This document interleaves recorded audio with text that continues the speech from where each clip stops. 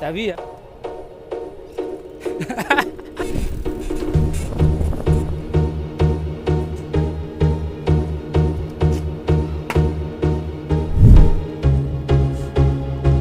So hey guys, স্বাগতম জনাইছো আজি নতুন ভিডিঅ'ত। তো আজি মই গৈ আছো খুব এখন ধুনীয়া ঠাইত। মই অকলে নাযাওঁ, মোৰ লগত যাব আৰু এজন ফ্ৰেণ্ড। তো থাম্বনেল দেখি এটা আপোনালোকে গমেই পাব যে ক'ত যাই আছো। তো ক'ত যাওঁ কি কৰোঁ সকলোবোৰ দেখাম, ভিডিঅ'টো মাত্ৰ শেষলৈকে চাব। লগতে আৰু জনাম চাইকেলিঙৰ বিষয়ে কিছুমান কথা। তো ভিডিঅ' চাওক।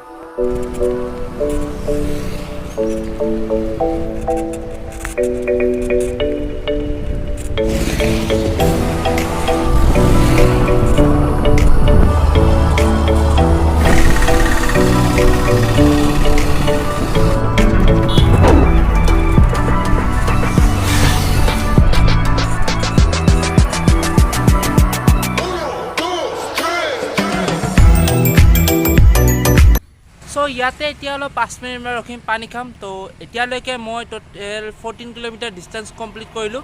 চ' আৰু 2 কিলোমিটাৰ পিছত দেওহাটী পাম। তো তাত এজন মোৰ ফ্ৰেণ্ড ৰখি আছে, সি আহিছে বৈতামাৰীৰ পৰা। চ' কি হ'ল, সি চালমাৰা লগ কৰাৰ কথা আছিল ইয়াক, কিন্তু কি হ'ল যে সি হেলমেট আনিবৰ বাবে অভাই বুলি গ'ল, গতিকে ইয়াক এতিয়া লগ ধৰি দেওহাটী। আৰু লগতে আজিৰ আমাৰ যিটো অভাৰ ডিষ্টেঞ্চ আছে, ৰুটৰ ডিষ্টেঞ্চ, সেইটো হ'ল 90 কিলোমিটাৰ 45কে। তো ট্ৰাই কৰিম আজি 100 কিলোমিটাৰ কৰিব, লগতে জনাম কিছুমান কথা। তো ভিডিঅ'টো চাই দেখো। তো এতিয়া বোলে আকৌ আৰম্ভ কৰোঁ। আৰু মই আহি পালোঁ দেওহাটী। তো মই মোৰ ফ্ৰেণ্ডজনক কল কৰিলোঁ আৰু সি এতিয়ালৈকে আহি পোৱা নাই। তো সি আহি পোৱালৈকে মই ইয়াৰ ৱেইট কৰিম।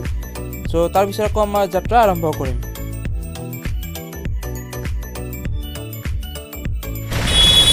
তো মই ইয়াত আহি পোৱা 10 মিনিটমান হ'ল। তো এতিয়া মোৰ ফ্ৰেণ্ডজন আহি আছে। চ' সি অভাইপুৰী এইমাত্ৰ আহি পাল। কিমান টাইম লাগিলে হাতে? অভয়পুৰীৰ পৰা অঁ নহয়, অভাইপুৰী ঘৰৰ পৰা কেইটা বজাত ওলাইছা? ঘৰৰ পৰা 9:20। অঁ, কিমান টাইম লাগে হাত? ঘৰৰ পৰা অভয়পুৰী গৈছিলোঁ, 1 ঘণ্টা লাগিছে। তাতে অলপ ৰেষ্ট লৈছোঁ। ৰেষ্ট লোৱাৰ পিছত ইয়াত আহি পোৱাতে প্ৰায় 1.5 ঘণ্টা। তো গাইজ, ই এখন নতুন চাইকেল লৈছে। দাম কিমান আছিল এইখনৰ? 15। মোক চিনি পাইছে আপোনালোকে?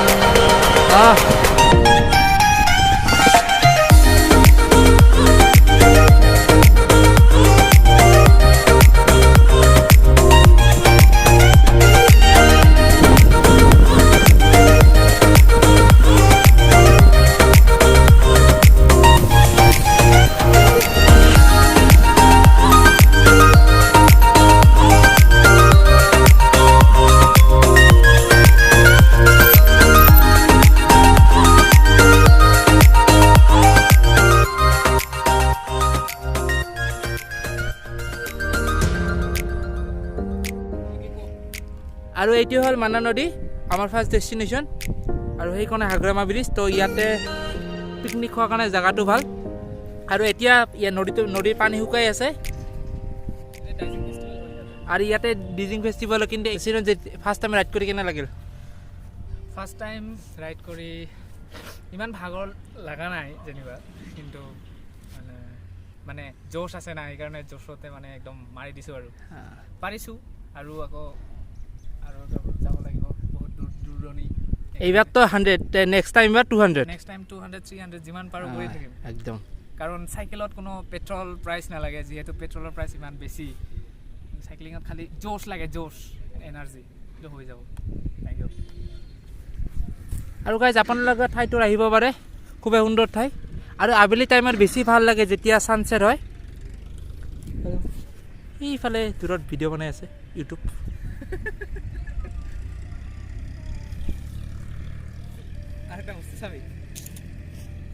ৰাস্তা লম্বিয়া ৰে এইফালে চাবি আয় এক মিনিট হা এটা বস্তু দেখাব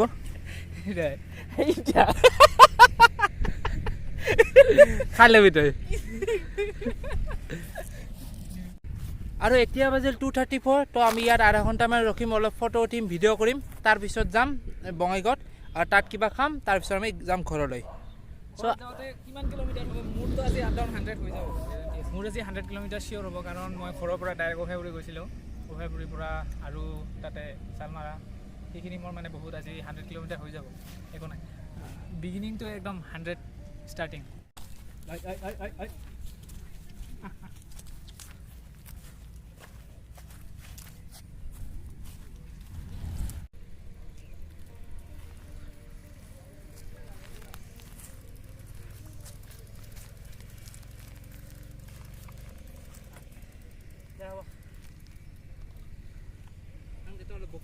চ' গাইজ এটা কথা ক'বলৈ আছিল যে যেতিয়া মানুহে পিকনিক খাবলৈ যায় তেতিয়া সিহঁতৰ এটা দায়িত্ব থাকিব লাগে যে যিডোখৰত খায় সেই ঠাইডোখৰ এটলিষ্ট চাফা কৰি থ'ব লাগে আপোনালোকে দেখিব পাৰিছে কিমান লেতেৰা কৰিছে বিয়াৰৰ বটল প্লাষ্টিকবিলাক এক জেগাত জমা কৰি থ'ব লাগে যাতে সেইবোৰ পুৰা দিব পাৰি এনেকৈ ঠাইডোখৰ লেতেৰা কৰে না পৰিৱেশ বহুত মানুহ আহে পিকনিক স্পট হৈছে আৰু এতিয়া আৰু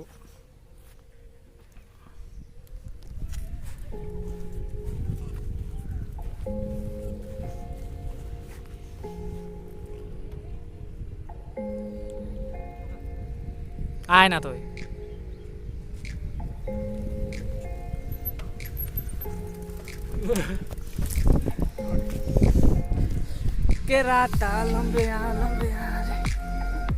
আৰু গাইজ এতিয়া চিৰঞ্জিতে কৰিব উইলি চাব পাৰে নে নোৱাৰে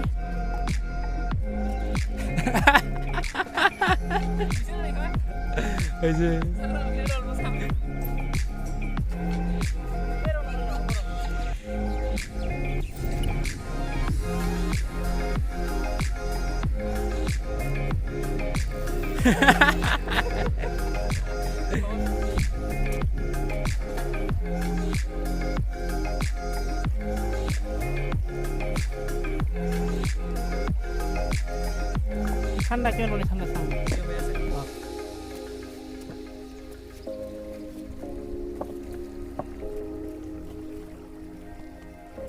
ঠাণ্ডা নহয় নৰ্মেল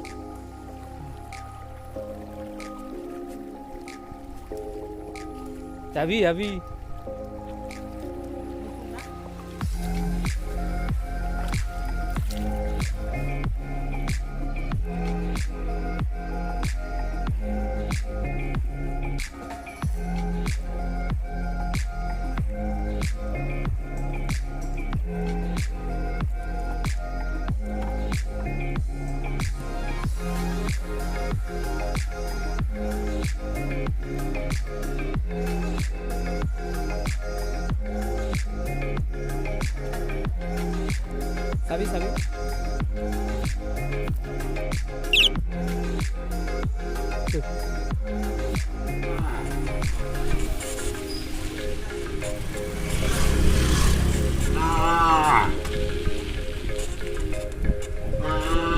বাহ ভাল লাগছে ফটো উঠো নেকি এটাই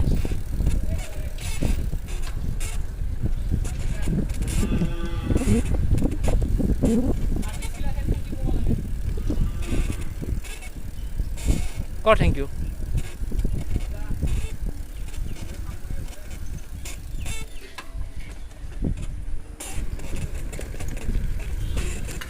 সি চাওক উঠিল এই এটা ফটোটা ভাল লাগছিলে চ' গাইজ আমি এতিয়া আহি পালোঁ নৰ্থ চালমাৰা আৰু আমাৰ এতিয়ালৈকে 85 কিলোমিটাৰ কমপ্লিট হ'ল তো ইয়াৰ চ' ই যাব এইফালে আৰু মই যাম এইফালে ইয়াৰো এৰাউণ্ড 16-15 কিলোমিটাৰ আছে আৰু মোৰ সিমানে আছে ৰজ বাই বাই আৰু লগ পাম কেতিয়াবা ভালকৈ যাবা